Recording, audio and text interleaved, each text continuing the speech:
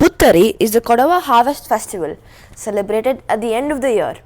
The Puthari festival is celebrated in the Kodava month of Birchiyar, which usually falls in November and December. It's celebrated on a full moon day. In 2024, it was celebrated on the 14th of December. The festival celebrates the first harvest of the year's paddy crop and is a major cultural event for the Kodava people. The word Puthari means new rice from the words Pud, new, and Ari, rice. The Kodavas are an indigenous ethno-linguistic group of people who live in Kodagu, Karnataka. An ethno-linguistic group is a group of people who share a common language, ethnicity, and cultural heritage. They are nature and ancestor worshippers. Kodava cultural traditions and practices are passed on orally from generation to generation. The Kodava families are divided into okkas or clans. We belong to the Kongetira clan. Each clan has a central house called the Balyamane, literally meaning the big house or main house, or the Ainmane. An Ainmane is the ancestral home of a clan. Ainmanas are a significant part of Kodava identity and culture and are surrounded by forest and farmland. They are characterized by their unique architecture and features and are considered to be the home to the spirit of the founding ancestor of each clan. In the Kongetira clan, every year one section of the family is called a baga, takes care of the festivities and activities for the clan for a year. This is called Teriga. They have a specific ritual and ceremonial roles to play in celebrations. Plans are laid down for the week that follows. The Ainmane is cleaned, painted and prepared. This year it was a chance of our baga for Terige and we had the opportunity to be in Kodagu for the Puthari festival. For us, the festival began quite early as we set up many things. Our grandparents started planning early and took care of the cleaning and preparing of the Balyamane. The festivities started a day prior to the festival when all the ladies of the clan came to help in making vast amounts of the much cherished adike puttu while indulging in small talk and gossip. Our mother insisted that we learn to roll too, and we, along with our cousin, tried our hands at it with constant reminders from the women folk that it needs to be small and smaller. Adike puttu is made of a dough of rice powder, cardamom and jaggery, which is then shaped into small balls. These balls are then steamed and on the day of a festival, it's roasted and served hot, drizzled with ghee, coconut and sugar. It's flavoursome and very tasty. The Terige family has to set up the Balyamana to accommodate the various members of their clan. We set up a festive, welcoming mood with twinkling lights and orange and yellow marigold flowers with mango leaves. On the morning of the Puthari festival, the menfolk go to the Balyamana. The Thakk Bolcha is lit. The Thakk Bolcha is a sacred lamp for Kodavas. The Thakk Bolcha is a hanging lamp. It's also known as a Nellakki Bolcha. When the rituals start, the first and foremost thing we do is to pray to the gods and ancestors and sprinkle rice on the Nellakki Bolcha. The men then take the Puthari Kutti, which is a hollow, cylindrical wooden casket that holds the sacred, freshly harvested sheaves of grain and head to the temple. We went to the Cherala Bhagwati Devasthana, which is our village temple. At the temple, the elders discuss and agree on the timings for the ceremonial harvest to happen. The first paddy harvest is done at the Igutappa temple, and then households across Kodagu perform the same rituals. Igutappa literally means the giver of grains. Lord Igutappa and the goddess Kaveri are the main deities for the Kodavas. The Igutappa Betta is considered the dwelling of Igutappa.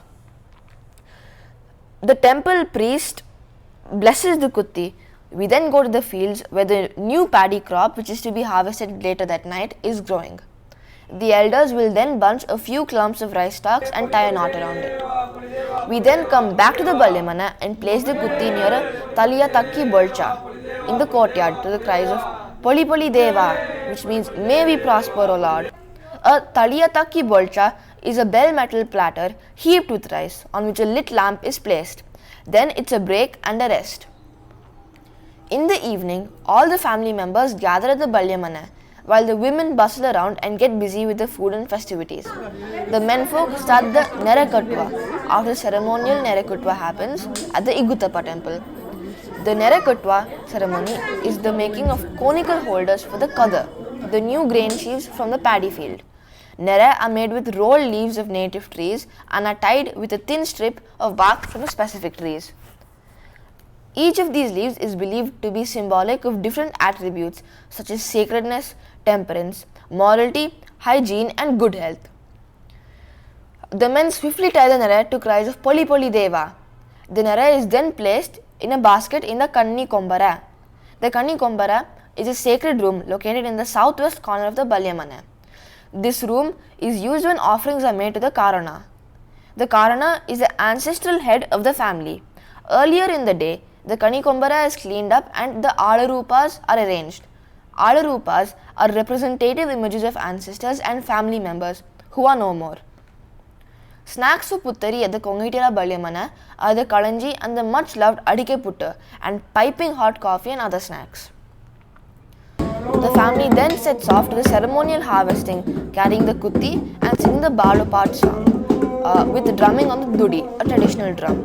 The Balopad are the traditional songs of the family that are passed on orally. The group first goes to the Kaimada to seek the blessings of the Guru Karana and other ancestor spirits. The Kaimada is a small, simple structure shrine built in remembrance of our ancestors. The idols or images of the ancestors are traditionally made from wood or stone. A few empty neres are tied at the Kaimada. These empty neres will be filled with sheaves of grain after it's harvested. We then visit the temple for the blessings of the village deity and then head out to paddy field that has been marked by the elders. There's lots of spiritual joy and festivities as we walk through the forested parts on cold December nights. The chants of Poli Poli Deva, may we prosper, O Lord, reverberate. The solidarity of the Okka is emphasized in this collective activity and invocation. At the temple, the other members of the village also gather. After a ceremonial prayer and blessings, a few nere are tied to the pillars of the temple which will be filled later on. From there, the villagers set off to the paddy fields where the paddy is harvested and a small portion of it is placed in the kutti. The harvested paddy is then brought back. The family first goes to the temple, prays, fills the empty nere with sheaves of grain and then goes to the Kaimada. At the Kaimada, the empty nere are filled with stalks of rice. They come back to the Balyamana with lots of joy and colourful fireworks. The Kadar is brought to the Kanni Kombara and placed there for blessings with the nere. Once all the harvest ceremonies conclude, they will be carried away by individual members of the Okka to sanctify and bless their own homes. Then a ceremonial offering of Ola Kalura Putta is made and offered. This is followed by imprinting auspicious patterns on the doors as well as the walls around the sacred lamp with a paste of rice flour and water using a cross section of bitter gourd. This is to welcome the prosperity that will come from the fields. There is a really interesting tradition of Yellakki Puttu served only on Puthari and it's made up of bananas, roasted rice flour, cardamom and 12 stones. It's believed that if you get cardamom, you're going to have a prosperous life, and if you get a stone, you're going to live as long as a rock. It's also interesting to note that on this day, the brothers of the clan remember their sisters by splattering the Yellakki Puttu on a banana leaf on the kitchen wall by mentioning his sister's name. The Puthari evening ends with a hearty vegetarian meal for the Kongitira Okka. It's a good end for day 1. Day 2 at the Kongitira Balyamana begins early with the cleaning of the space for the celebration and merrymaking. The day begins with the women folk making the much loved Puthari delicacy, tambuttu with mashed bananas and roasted tambuttu flour. This is then served with coconut and roasted sesame seeds as the men folk sing the Balu Patu, a song of their ancestry. This followed by snacks, drinks and happy banter. Before this much awaited lunch, the family members gather in the Kanni Komara to offer Meedi to the Karana. Meedi is an offering to the ancestors who we thank for the year gone by and for a bountiful year ahead. After that comes the hearty meal, and with that the Puthari festivities come to an end at the Kongitira Balyamana. We then join hands to clean up the Balyamana and put everything back in place before we made our way back home. Festivals, rituals and ceremonies in Kodagu are community events. As children, learning about our culture and heritage helps us honor our past, celebrate our present and nurture our future. Together, as a small community bound by unique traditions and cultural practices, we hold the key to preserving our heritage for today and for generations yet to come. This is our humble attempt to compile our festivals for children by children.